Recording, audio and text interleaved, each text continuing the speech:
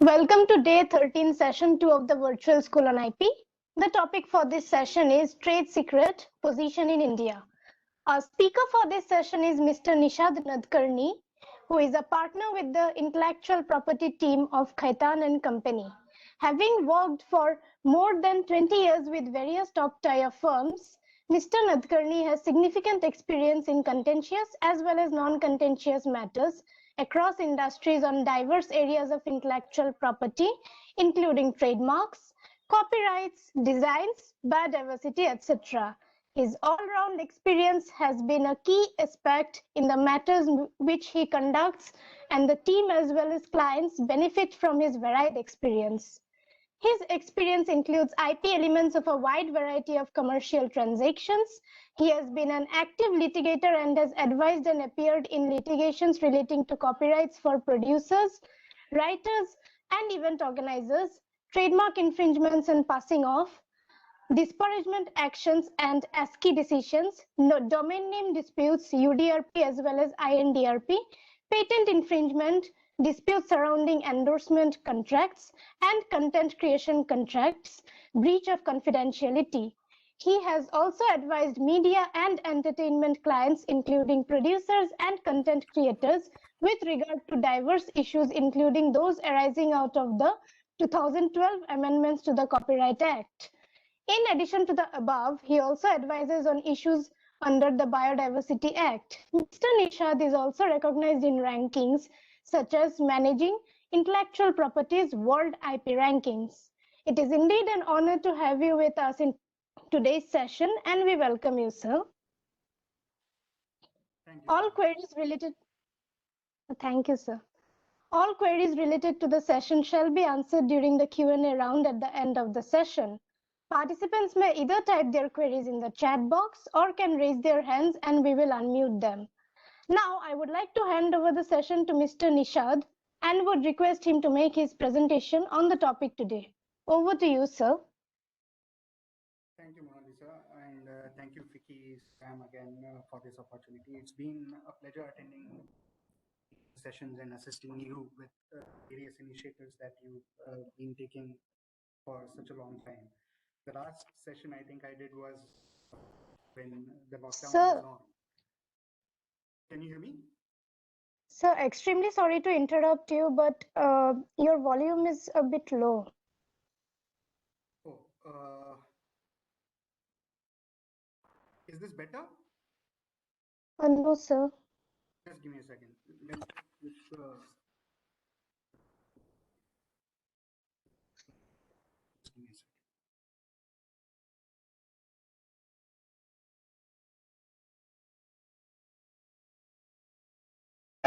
So just starting again, thank you, Mona Lisa, for the generous introduction. As I said, it's been a pleasure working with FICCI and CPAM on various initiatives relating to learning from time to time, and it's good to be back. The last sessions which I had taken were during the lockdown, and it's kind of good to be back to kind of slightly normal days with things opening up. So today, I think the session is with regard to trade secrets. If you can move the slides a couple of slides ahead, please. Yeah, one more. Yes. So I have kind of understood that the participants are based out of the industry, the legal professionals and students as well.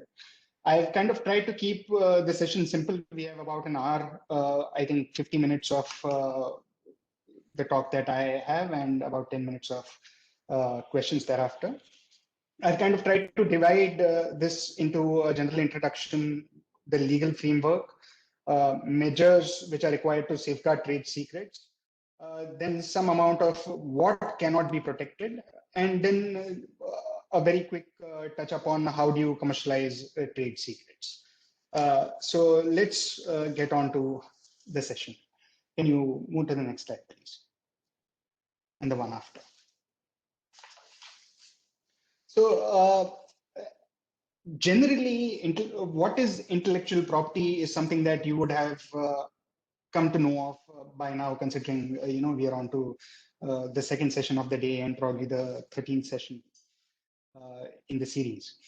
Uh, Intellectual property is basically intangible property. What is intangible property? It's property which cannot be seen. So normally you can see the table, you can see the mobile phone, you can see the chairs. Intellectual property is normally intangible property. It's a creation of the human intellect, and it's created by the human mind. And what is it that the law normally provides such creations with? So any person who's creating such intellectual property is granted exclusive rights with a view to exploit the fruits of his labor and skill, which he's inputted into the creation of that intellectual property. And the purpose is that the intellectual property which he has created should come to the benefit of others and should generally be of assistance to the society. Go to the next slide, please. So the standard forms of intellectual property normally that you would talk about are trademarks, copyrights, patentable inventions, which are patents, and designs. All of these are protected by statute. So the trademarks help you identify the source of origin of a product. So the consumer gets to know where the product is coming from, and the trademark normally associates with the quality of the product and ensures to the consumer that he's getting something which has the stamp of origin, which ensures quality to him. Copyrights, there are several forms of works in which copyrights subsist. There are literary works, there are artistic works, there are cinematograph films, musical works. So there's a wide array of works in which copyrights subsist. Then patentable inventions, of course, novel, non-obvious inventions not known to the public, which have utility. And designs, the pure look and feel of a product which appeals to the eye.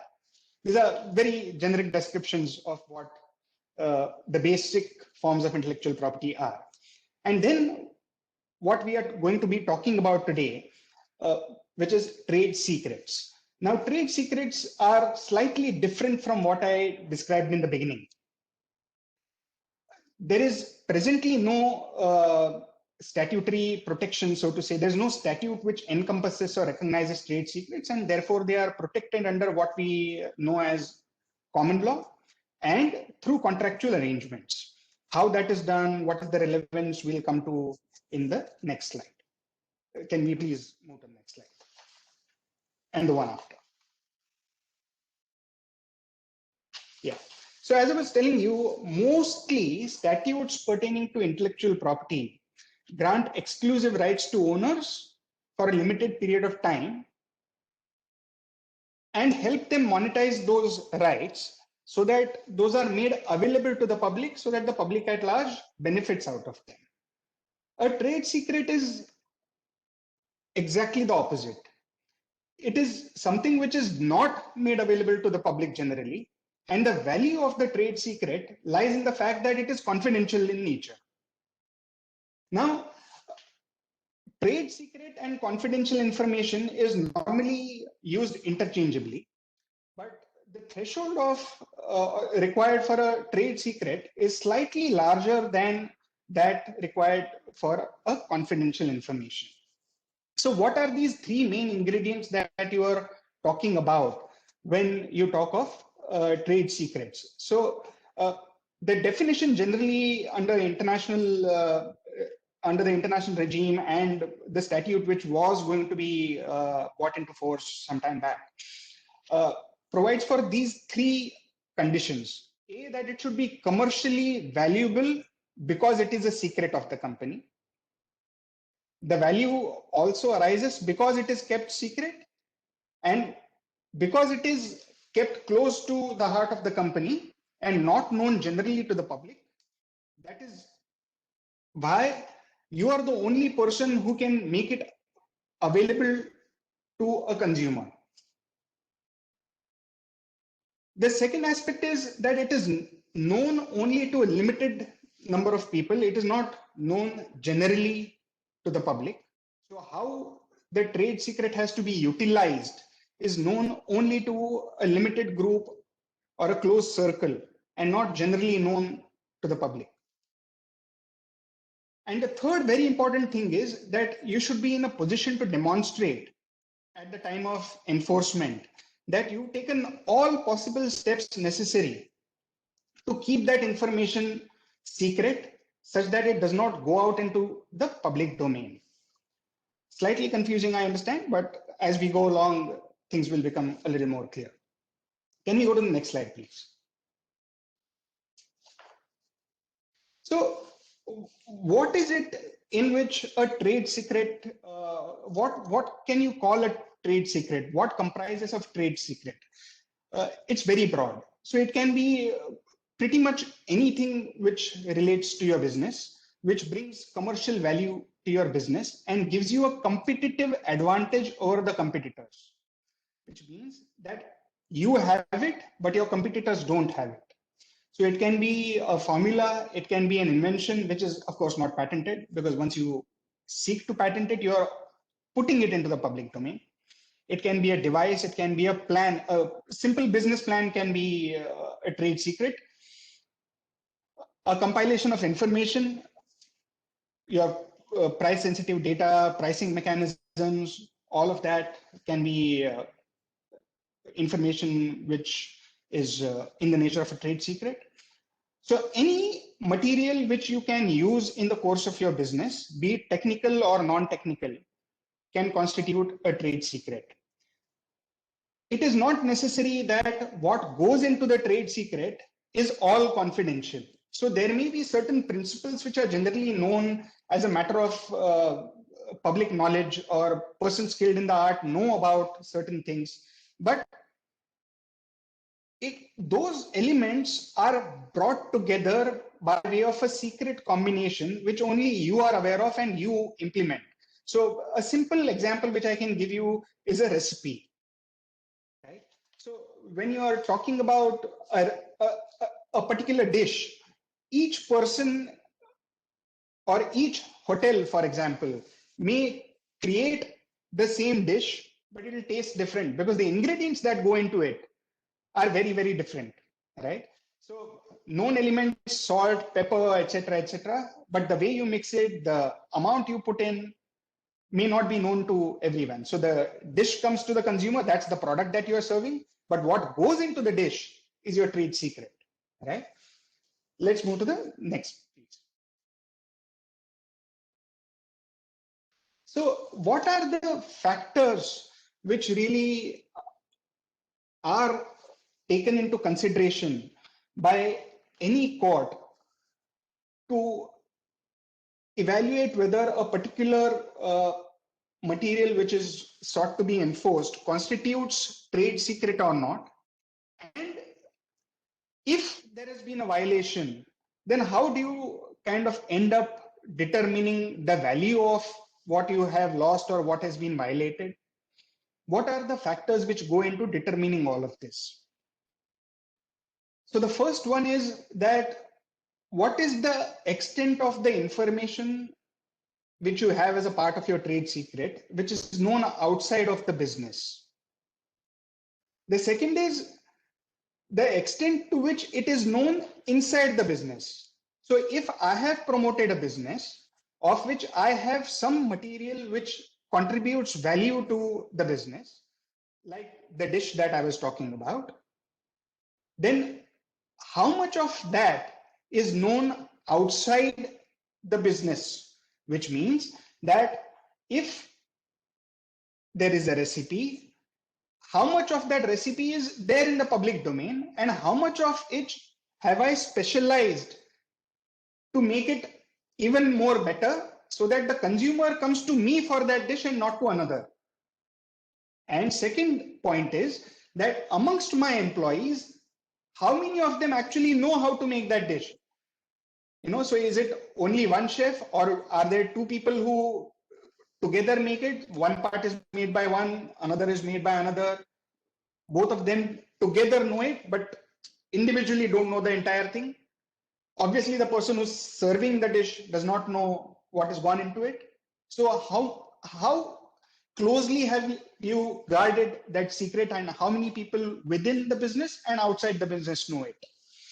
What are the precautions have you taken to guard the secrecy of the information? Like I was saying, there are two people who are in control of the information. No one person has the entire thing, except probably the promoter of the business. The third one is, what is the value that it brings to the business? So if there are certain ingredients that you purchase from a particular area, which you are aware gets you special value, then is it possible to grant value to that? What is the amount of effort that you expended in developing that entire thing? So you would have spent a lot of time creating that particular recipe and arriving at that perfect combination. So what is that effort that you put in? And lastly, if someone else has to do it, then how easy or difficult would it be for that person to come to the exact recipe which you have developed and which has really brought you that recognition for that particular product? So all of these factors become very relevant factors when you are talking about trade secret, identifying the trade secret, valuing the trade secret, commercializing the trade secret, enforcing the trade secret, or seeking damages for violation of the trade secret. Right? Can we go to the next slide, please? So I've just given three very, very common examples of trade secrets. So the Google search engine is the first example. So everyone uses the Google search engine for various research that we do on a day-to-day basis, right? Why don't we use other search engines? Because we've got so used to the Google search engine because of its efficacy, right? Now, that is the product which is in the market. What is the trade secret? The algorithm which goes into building that efficient search, which gets you your accurate results, which gets those results within the time that you are getting them, which is the quick results. All of that is within the algorithm which is being used for the search engine. That algorithm may not be known to one particular person within the organization, but would have been developed by several people. Not one person would have access to the entire algorithm, right? And therefore, it constitutes a trade secret. No one else outside the organization would have access to the algorithm. The second one is very commonly known, and the most commonly given example, KFC, the masala that they use to create their fried chicken, and the recipe of Coca-Cola, which is, I think, the most common example which is being given for trade secrets. What exactly goes into making Coca-Cola is not known, they say, and it's a recipe which is stored in a bank vault and has been kept that way for a long, long time.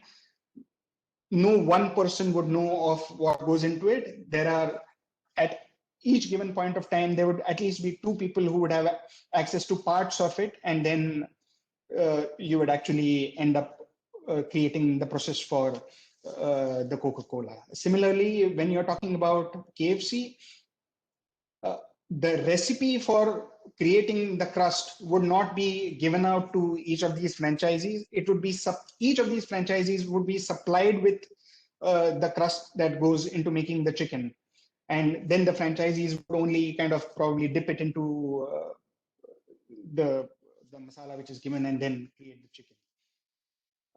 The third one, which is very interesting when I was doing research, was the New York Times bestsellers list. So New York Times comes with a list of best-selling books, and what I understand is that the best-selling book does not necessarily have to be best-selling in terms of sales figures or volumes, But there are several other criteria which go into deciding which book, according to them, ought to be a bestseller, right? And this mechanism is normally not disclosed to anyone. Now, what is the reason for keeping it secret? The reason for keeping it secret is that a lot of data, whilst coming to this conclusion or the list of bestsellers, is obtained from distributors of books, bookshops, etc. Right? The reason for keeping this a secret, the algorithm or the parameters on the basis of which they decide that this is this book is going to make it to the list or not, is that the data which is obtained from these distributors should not be manipulated, and the list which goes out should be what, according to them, are actually supposed to be the bestsellers. And that's the reason why it is kept a trade secret, I am told. Can we move to the next, please? So now, what is the legal framework with regard to trade secrets? So I just indicated to you that there is no particular statute. Can we move to the next slide, please? So when we talk about trade secrets, unlike other intellectual property forms, which are copyrights, trademarks, patents, designs, there is no single statute which defines what a trade secret is today in the Indian context. And there is no particular statute which talks about how you will go about protecting, enforcing these trade secrets. So presently, the manner in which you protect trade secrets is through common law, which is protection through equitable reliefs. We'll come to those in a bit. And principally through enforcement of contract. So when I am disclosing my trade secrets or confidential information to any person, it is essential and I would say most ideal and desirable to enter into very strong contracts whereby you impose a condition or an obligation to maintain confidentiality of the information which is being given to you. And in the event that there is a breach, then you are in a position to enforce the confidentiality obligation and maintain the secret nature of your trade secret by enforcing these obligations. Can we come to the next slide, please? I will just now elaborate on these 3 points that I was talking about. In terms of statutory protection, if we have to talk about that, then there are two principal international treaties, which is the TRIPS agreement, which you guys would be already familiar with, and the Paris Convention, which really talk about the existence of trade secrets as a form of intellectual property. And both of these advocate protection for sensitive and confidential information. The definition is what I gave to you in the very beginning about how the confidential information should be kept secret, etc. Those 3 elements form a part of the definition of a trade secret in each of these, which is it should be commercially valuable, it should be known to a limited group of people, and that reasonable steps should be taken to protect it. India is a signatory to both of these conventions. However, till date, there has not really been a statute which governs trade secrets. In between, if you recollect, there was a national IPR policy which was brought out by DIP in about May 2016. That did talk about the framework for trade secrets and that there should be some statutory protection or there should be some framework by virtue of which trade secrets are protected. Similarly, in the very recent past, there was another bill, which was the National Innovation Bill, which was created for 2 reasons. A, to give an impetus to inventive ability of Indians, so as to bring about investments in innovation, etc. And at the same time, because innovation is a process and there is likely to be confidential information in the course of creating innovations, there was a specific protection which was spoken of for trade secrets and confidential information. That, however, I understand the bill was not tabled, and obviously it's not taken the form of statute yet, and it is yet to come. Therefore, coming back to the statutory framework as such, it has to be protected through contractual arrangements which are governed by the Indian Contract Act. There are certain criminal law provisions which may be attracted when you're looking at enforcing your rights in trade secrets because there's been a breach of trust. And thirdly, of course, common law and equitable reliefs. Can we move to the next slide, please?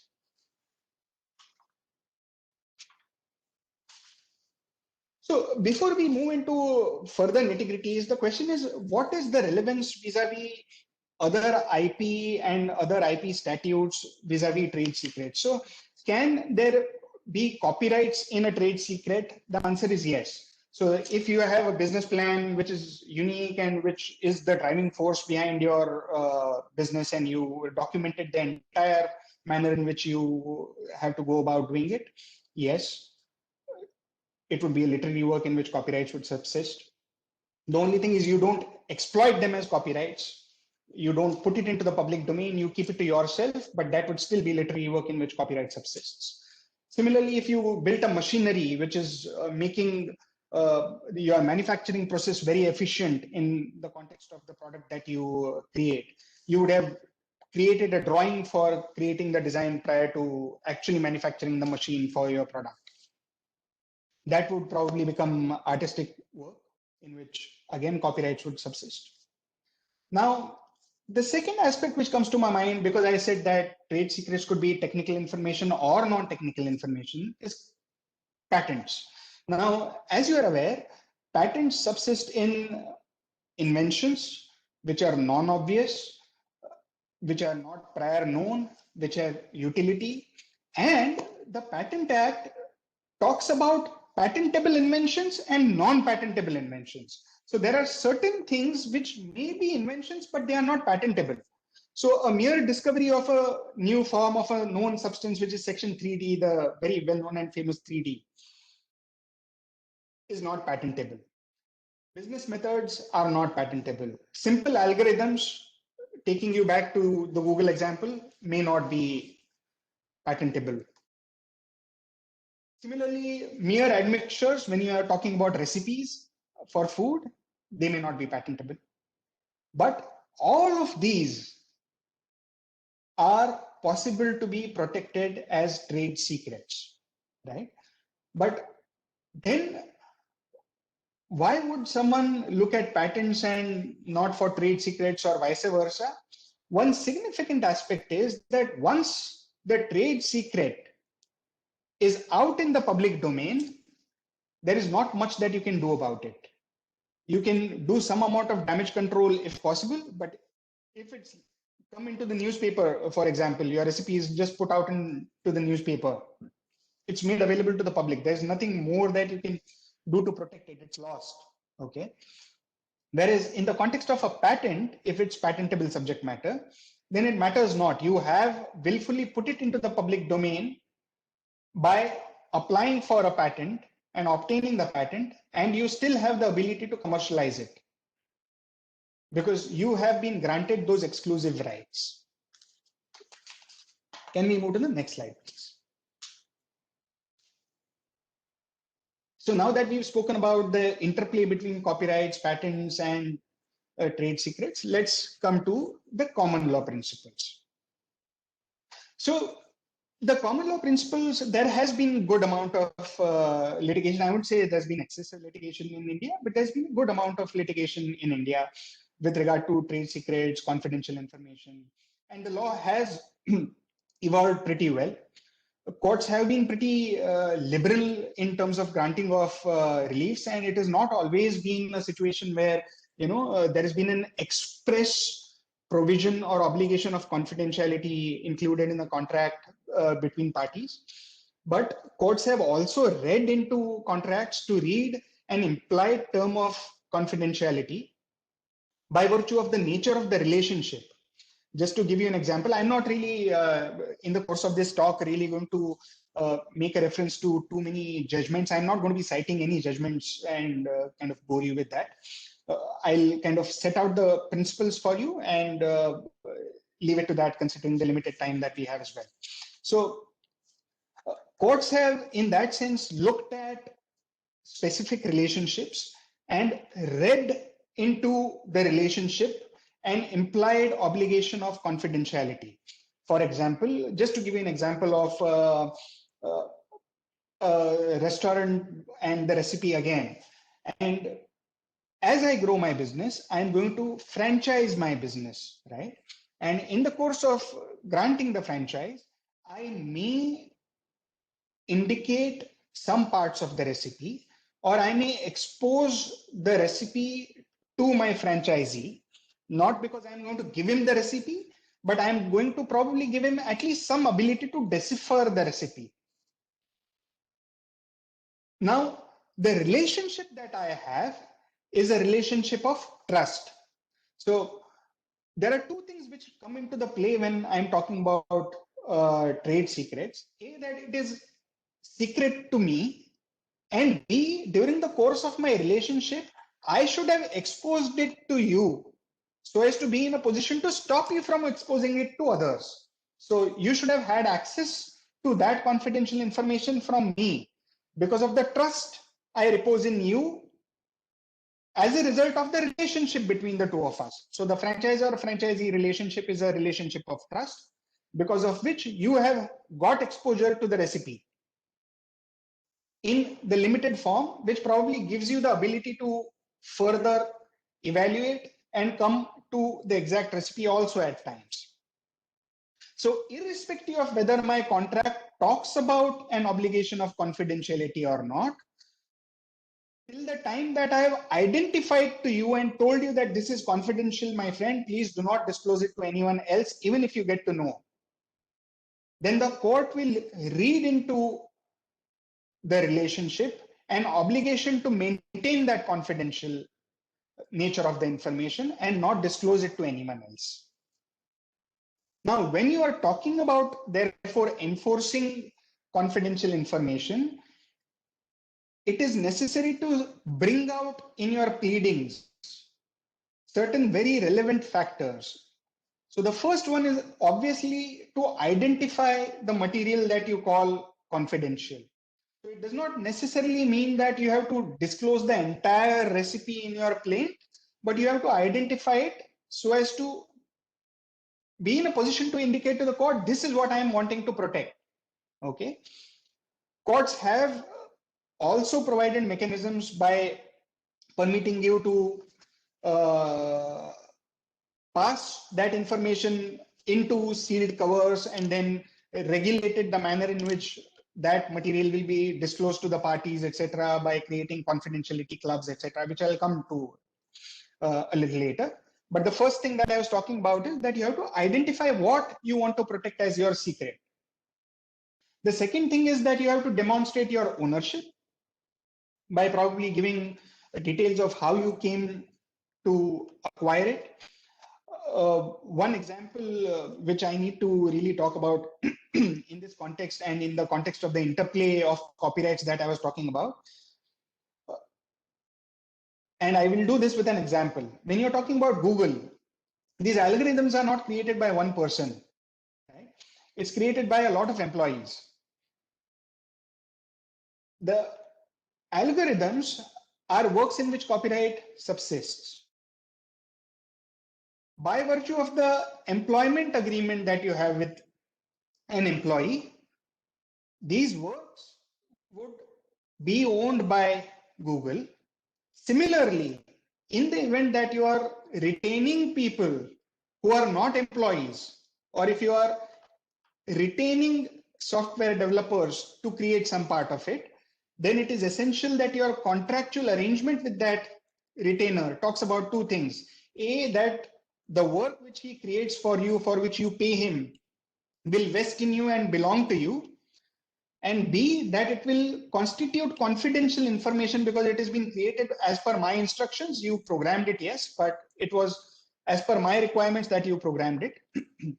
And you will therefore not disclose what you've done for me and the manner in which you've done it for me to anyone else. So these agreements that you enter into with the creators would constitute ownership documents. The third thing is that in the event that you are enforcing it against another person, you should be in a position to demonstrate that the material has been acquired or used in an unauthorized manner.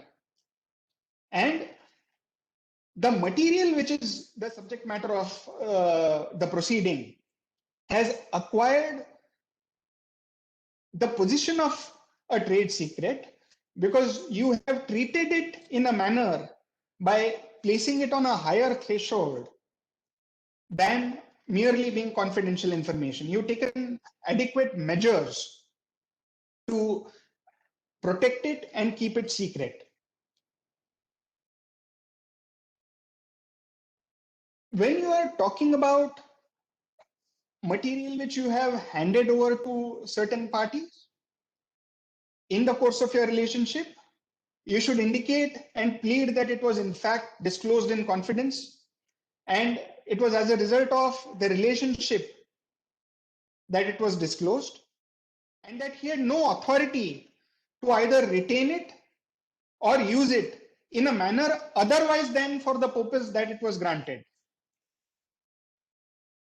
And the last thing is, as it would be for most intellectual property, that the use of the confidential information or the trade secret in a manner which was not permitted would cause damage to me. So these are factors which you must bear in mind whilst you are seeking to enforce any trade secret.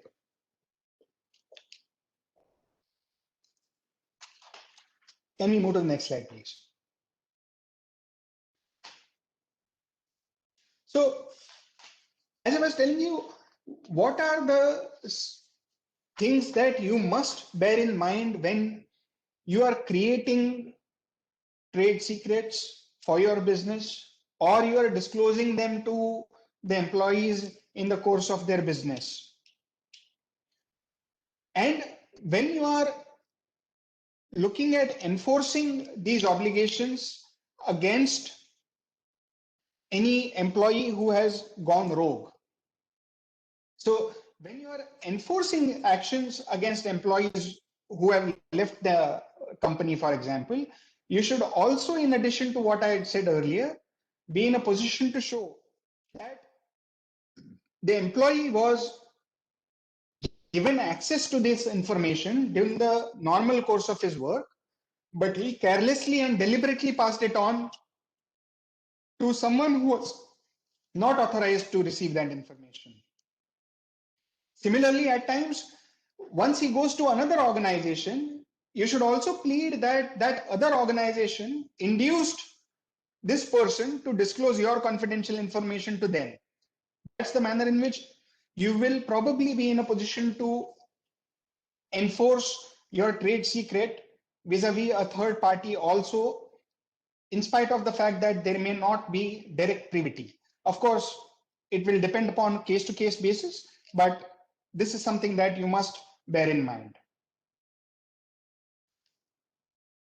Now, one very important thing that you must bear in mind when you're talking about employee-employee relationships, and this could be slightly tricky, is that an employee, you would be able to stop him from using confidential information, but at times, a defense, and which is a legal principle which may be taken against you, is that I have not carried anything along with me, but in the course of my employment, I have gained certain skill, experience, knowledge, etc., which resides in my brain because of the fact that I function in a particular manner on a regular basis, by virtue of which that skill has been developed. You can't stop me from utilizing my skill, right? And that argument is something which is commonly taken by employees.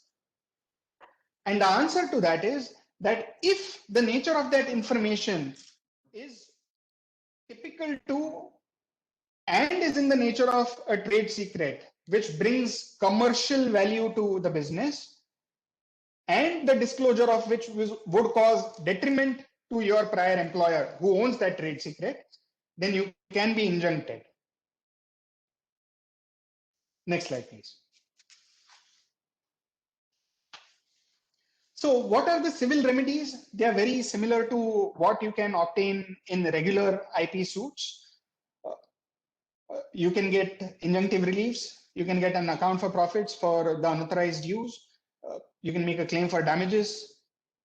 And you can also have a search and seizure order by virtue of which you can go to the premises of the entity which has really stolen your trade secret or taken it away from you and take it back. What I was talking to you about a little earlier, which is slightly different from normal infringement proceedings, is the sealed disclosure and the confidentiality club.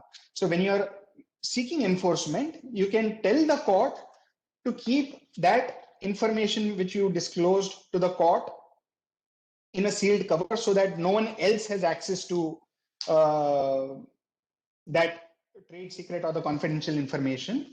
And the court may also create what is known as a confidentiality club, which means that only limited people can have a look at it during the course of the proceedings on each side of the proceeding.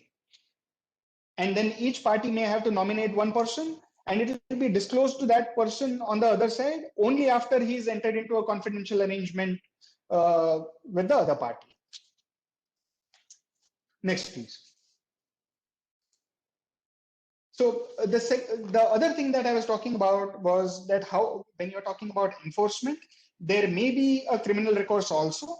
The IPC does not really talk about trade secrets in particular form, but when you look at offenses relating to dishonest misappropriation of property or criminal breach of trust or cheating, you may be in a position to fit unauthorized use or stealing of a trade secret within the frame of these particular offenses that I've listed out here. But one critical thing that you will have to normally point out is that there was a relationship of trust between you as a complainant and the other side, which is the defendant, and that trust has been breached. You had imparted that knowledge to him for a particular purpose by virtue of the trust reposed in him, and he has breached that trust and taken undue benefit of the same. Can we move to the next slide, please? So what are the measures that you can take to safeguard your confidential information is what we can now look at. Can we move to the next? Next slide, please. Right. So when you're talking about protection of trade secrets and what measures have you taken to protect it, as I said, that becomes a critical function when you're talking about enforcing of trade secrets. You have to show to the court that you have in fact taken measures to protect the information going into the public domain. So the first one is that you have to control the access to only a need to know basis. And that can be done through administrative policies. You can do it through contracts with your employees, etc., and also through IT measures. So you have your email locks within the organization, right? You can send out material to your personal emails, etc. So those kind of locks that I am talking about. Legal contracts, most important. We spoke about that a little while back. And then, of course, administrative policies, which would be the larger policy, which really builds into your legal contracts as well. When I'm talking about confidentiality agreements, what should you set out in those confidentiality agreements? You should again clearly identify what amongst the many things that you're disclosing to a particular employee or a counterparty during the course of your interactions constitutes trade secret. So you can't just generally have a definition of anything that is given to you will constitute trade secrets. You may have to identify those trade secrets, and ideally, whatever is most valuable, try and identify.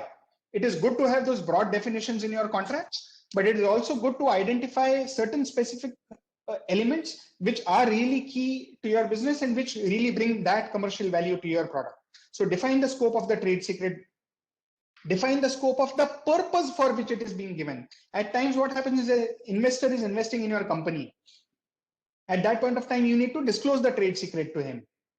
You must specifically say that this is only for the purposes of evaluation of for the purposes of investment and nothing else. So he cannot use it later, he cannot disclose it to anyone else, etc. Set out some punitive value in the contract if possible. And at the same time, set out that this is not the value of you using it, but it is the damage that we estimate. Okay. At the same time, you must also say that this is not necessarily the only damage which is going to be caused to me, and therefore I will be entitled to equitable relief in the form of injunction also. The third thing is try to incorporate an arbitration clause so that it's not in a proceeding in open court, but it's a closed room proceeding, whereby the information stays within the four walls of the arbitration proceedings and does not go into public record, so to say, even though it is in the sealed cover. And thirdly, because your confidentiality agreement is going to be enforced in India, try to make India the governing law so that it's easier for enforcement. Can we move to the next slide, please? The next thing is sensitize your employees, the administrative policy that I was talking about in the last slide. Tell your employees what needs to be done and what should not be done. During exit interviews, remind them of the fact that the confidentiality obligations are going to survive. Where you're talking about key employees leaving you, you may want to keep track of what all they've kind of sent out during their notice period. I had come across a situation where, some research report was sent out to his personal email and then it was further circulated.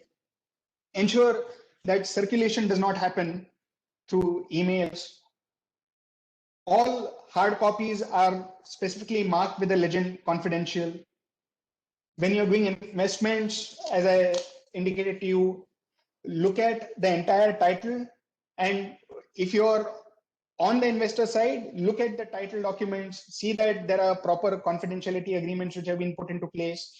Similarly, if you are the investee who's giving it to the investor, then ensure that your contract has proper clauses which talk about the fact that it will be used for a particular purpose. If you are the investor, again, ensure that you get all necessary rights in the trade secret so that you have an equal share in what is being seen value in.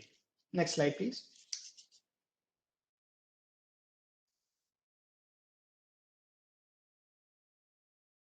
Yeah. Now, coming towards the end of the thing, I'll take just about 5 minutes more. I think we are running out of time already. Just to quickly run through this, I try to indicate you guys that the trade secrets are really broad based in nature as compared to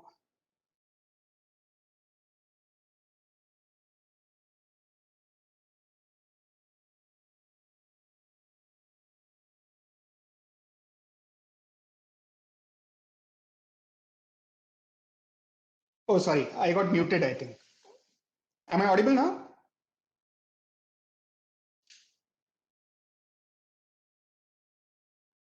Hello?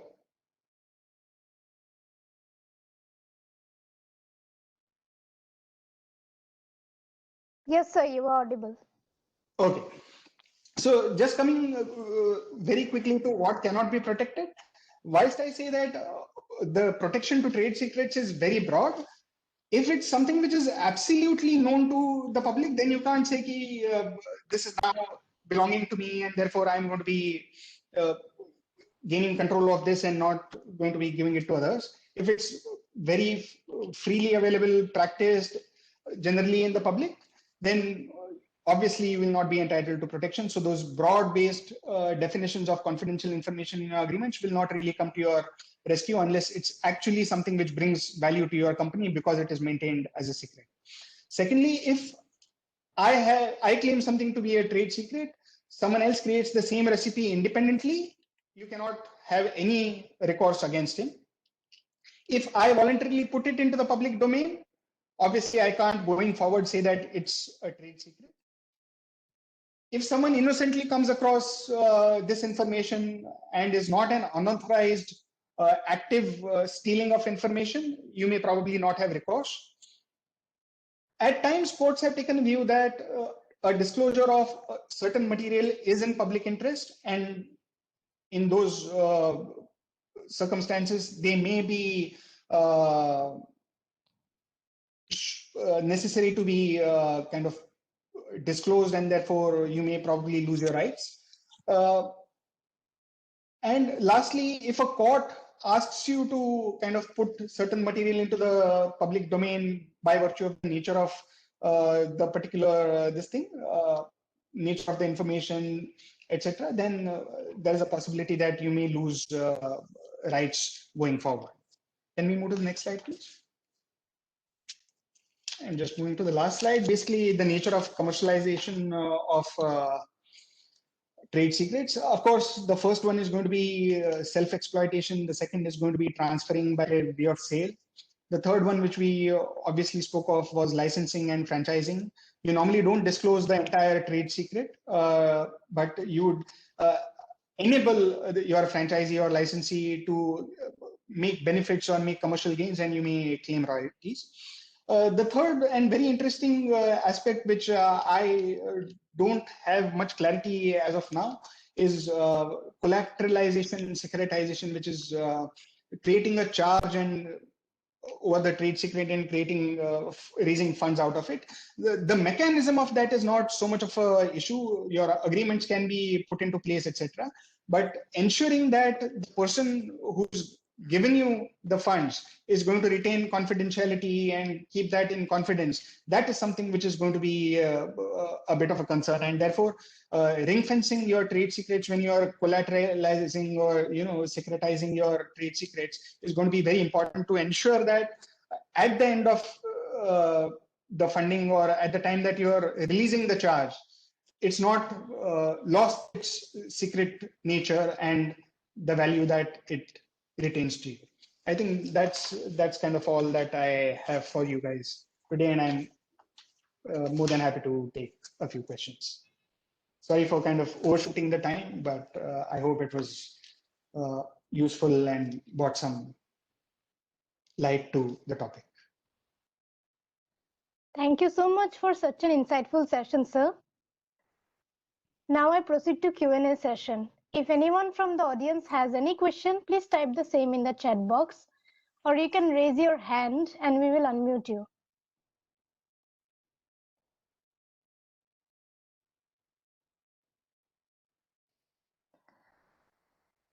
Sir, we have received a query from a participant.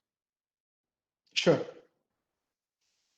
Sir, in this question, the participant wants you to throw some light on trade secret theft from an internal employee of the company, and what can he as a company do to protect it, especially when it's client's behavioral data and when the employee is working from home using a laptop provided by the company.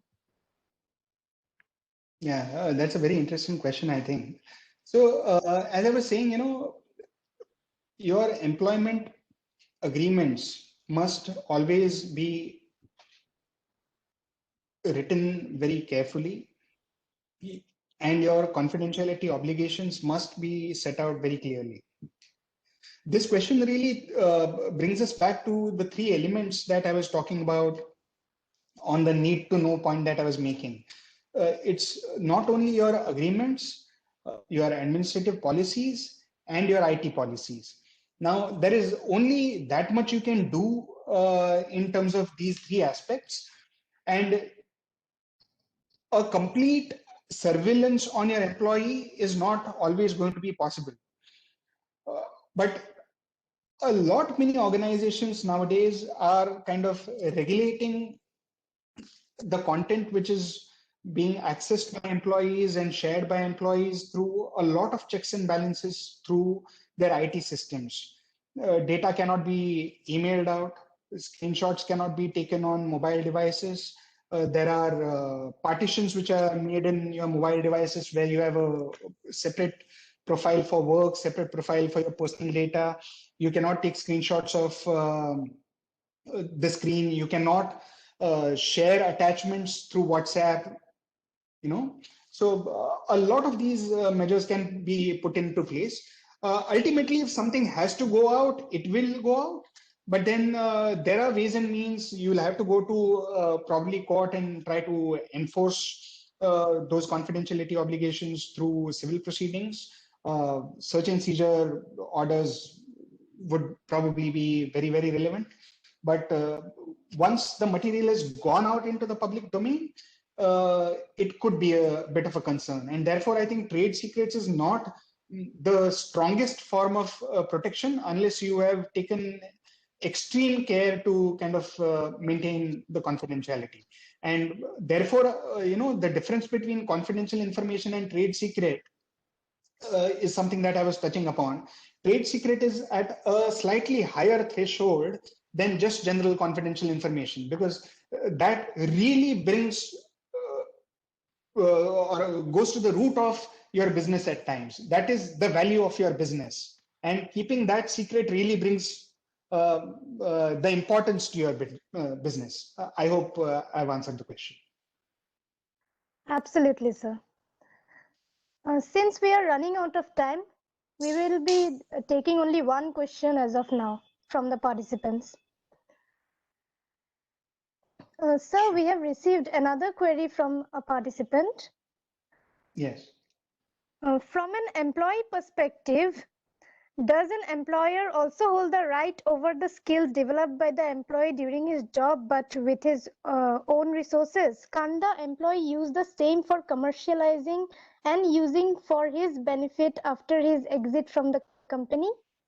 Yeah, this is an excellent question, and this had arisen in one litigation also that I was doing, not exactly in the context of trade secrets, but I think this is a general IP question which would be relevant in the context of, say, copyrights, patents, and any other form of intellectual property.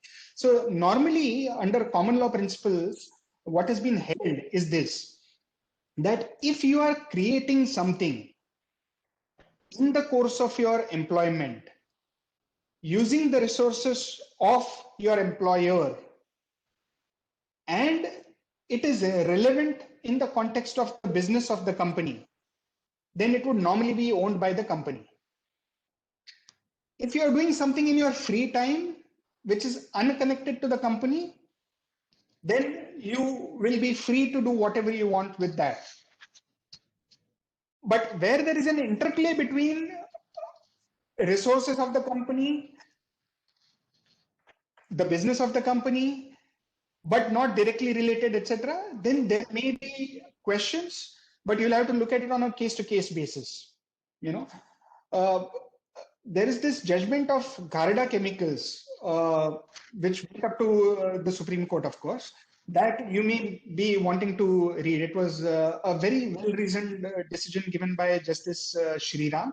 It was in the context of a managing director, promoter of a company who owned patents in his own name, and then there was another shareholder who had initiated action which was a derivative action, which delved into this aspect of who owns the intellectual property in material which is created by that promoter, and then the interplay between the business of the company and the resources of the company. So if it relates to the business of the company and is created by using the resources of the company, then it will belong to the company.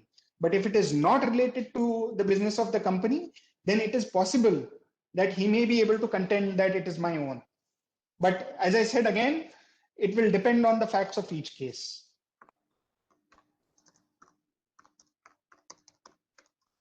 Absolutely, sir. Thank you so much for addressing the questions, sir. It was wonderful having you in today's session.